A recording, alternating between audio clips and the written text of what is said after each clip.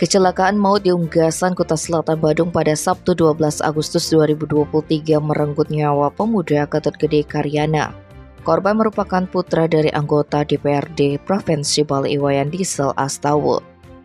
Informasi yang dihimpun koran Bali Express, korban yang akrab disapa Tut D saat kejadian sedang naik sepeda motor tepatnya di Jalan Pura Pengulapan, Unggasan. Namun naas, putra satu-satunya dari politisi yang juga bendesa Unggasan tersebut terlibat kecelakaan dengan truk tangki pengangkut air. Akibatnya putra dari pria yang juga ketua DPC Partai Gerindra Kabupaten Badung itu meninggal dunia di tempat kejadian perkara.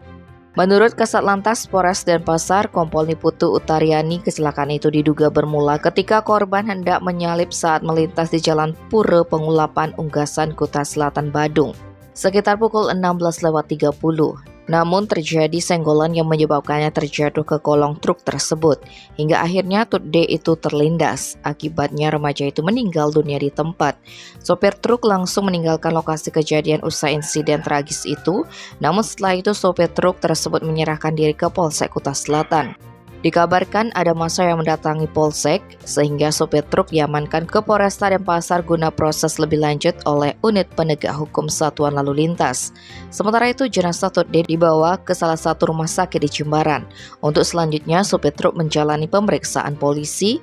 Kasih Humas Polresta Denpasar Iketut Sukadi menerangkan identitas sopir truk bernama Damius R. Moni, 33 tahun. Tim Bali Express melaporkan.